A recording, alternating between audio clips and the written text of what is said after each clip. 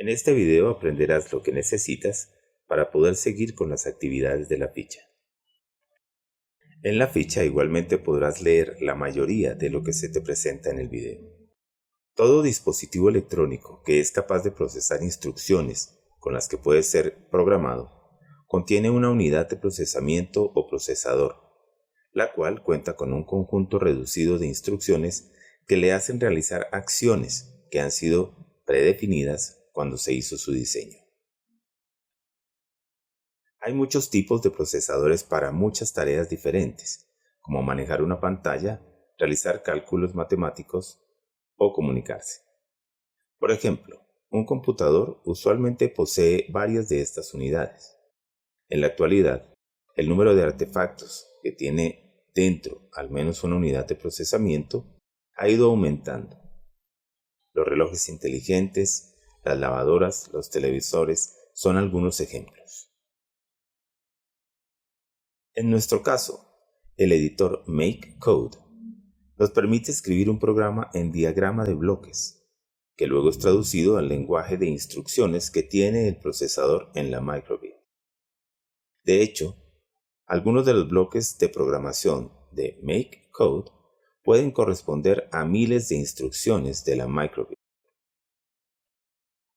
Existen diferentes códigos o lenguajes que sirven para programar diferentes procesadores o unidades de procesamiento, pero todos describen una secuencia de pasos o instrucciones con las cuales se puede hacer una tarea o resolver un problema. Algunas acciones requieren pocos pasos, como mostrar una flecha en el panel de LED de la microbit, mientras otros pueden requerir millones de pasos, como por ejemplo calcular la ruta más rápida para llegar de un punto a otro en el mapa de la ciudad. Un algoritmo es un conjunto de pasos ordenados que deben ejecutarse exactamente como están descritos para realizar una tarea, como calcular la ruta más corta entre dos puntos. Un diagrama de flujo es una forma gráfica de representar el algoritmo, la cual facilita comprender lo que el algoritmo hace. Un programa representa el algoritmo en un lenguaje de programación que puede ser entendido por un procesador u otro programa que se comunica con el procesador. A la derecha puedes ver un primer diagrama de flujo con instrucciones. Sigue paso a paso este algoritmo. Tiene un inicio que es por donde comenzamos. Luego te indica que debes aplaudir. A continuación te indica que debes mover los hombros. Luego que debes mover las caderas. Sigue mover la cabeza. Finalmente el algoritmo de este diagrama de flujo termina. En este diagrama de flujo se utilizan tres tipos de elementos distintos. Una etiqueta de inicio, instrucciones cómo mover los hombros y un final. Como verás más adelante, existen otros tipos de elementos. Examina este problema que se presentó. En la rectoría del Colegio Las Palmas se tiene un archivador donde se encuentran las carpetas con los documentos del estudiantado. Cada estudiante tiene asignada una carpeta donde se guardan sus documentos, entre los que se encuentran una ficha médica que indica alergias y datos de contacto de acudientes. El día de ayer se archivaron todas las fichas médicas del estudiantado, cada una en su carpeta, pero hoy no se encontró la ficha de la estudiante Juana Suárez. La explicación más probable es que la ficha se haya archivado en alguna otra carpeta, quedando pegada detrás de la ficha de otro estudiante. Es decir, que la ficha médica de Juana Suárez puede estar en cualquiera de las carpetas de las más de 600 estudiantes de la institución educativa. La instrucción que le daría la rectora al secretario de la institución sería muy sencilla. Vaya mirando cada carpeta en búsqueda de la ficha y cuando la encuentre, archívela en la carpeta correcta. Pero con un procesador normalmente hay que explicar en mucho mayor detalle esta simple tarea. Examina el diagrama de flujo de la derecha. Se comienza por la etiqueta de inicio. Se abre el archivador. Se saca la primera carpeta ¿Está la ficha médica en la carpeta? Supongamos que la respuesta es no. Se debe meter la carpeta en su puesto. Luego sacar la siguiente carpeta. Y se regresa a preguntarse si la ficha está en la carpeta. Supongamos que tuvo suerte el secretario y la ficha sí está en esa carpeta. Se debe sacar la ficha y colocar de nuevo la carpeta que tenemos en el lugar apropiado. El diagrama de flujo termina. Los elementos que encontramos en este diagrama de flujo son un inicio y un final.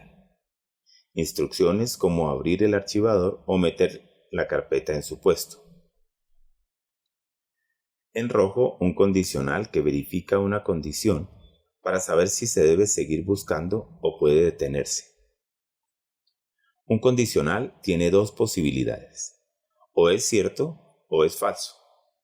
Finalmente, en este ejemplo, también hay un bucle en verde. Este fue construido con el condicional que hará que el secretario se mantenga sacando carpetas una a una, revisando si la ficha está y colocando la carpeta en su lugar. Sigue el diagrama de flujo de nuevo, suponiendo que solo hasta la quinta carpeta extraída se encuentra la ficha. La rectora examina la solución y plantea dos preguntas. ¿Qué sucedería con esta solución si la ficha no está en ninguna carpeta? Ella no está completamente segura de que la ficha la hayan entregado los padres de Juana. Sigue el diagrama de flujo y detecta qué pasaría. Un error común en un algoritmo es olvidar alguna de las situaciones posibles. El resultado a menudo no es muy agradable. El diagrama de flujo permite expresar una solución a un problema de forma detallada para que luego se pueda programar un procesador para que realice la tarea.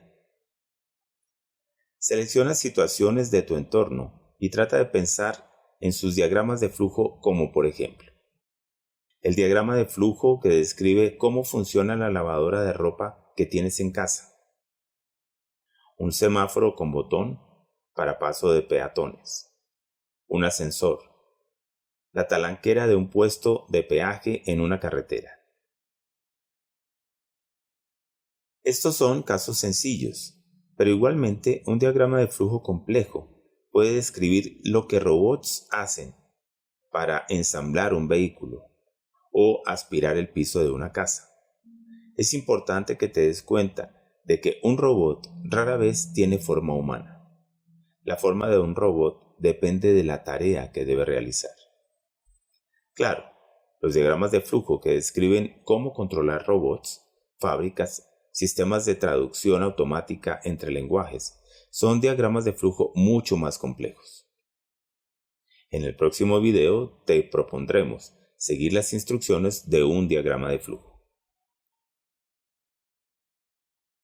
Hemos visto qué es un diagrama de flujo y varios tipos de instrucciones.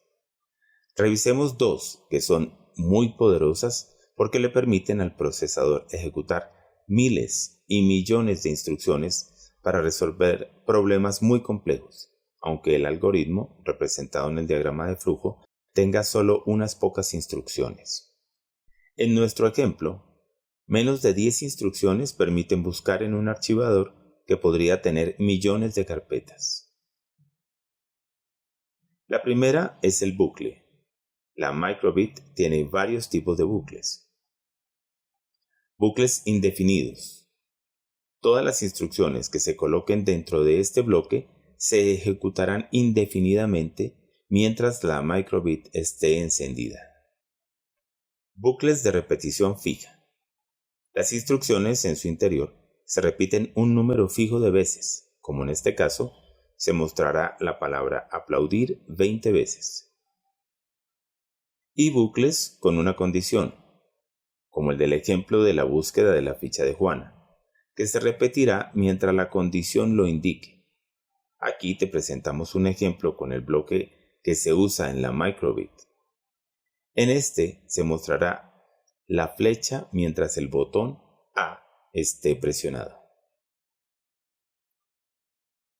El condicional es la otra instrucción poderosa, que como vimos antes, permite controlar un bucle como en esta imagen. Además, también permite controlar la ejecución de una u otra instrucción como en este otro programa. Si el botón A está presionado, se muestra carita feliz. Si no está presionado, se muestra carita triste. Te dejamos una pregunta. ¿Qué sucedería si no se coloca la instrucción de borrar la pantalla? Trata de anticipar el resultado y pruébalo en la Microbit.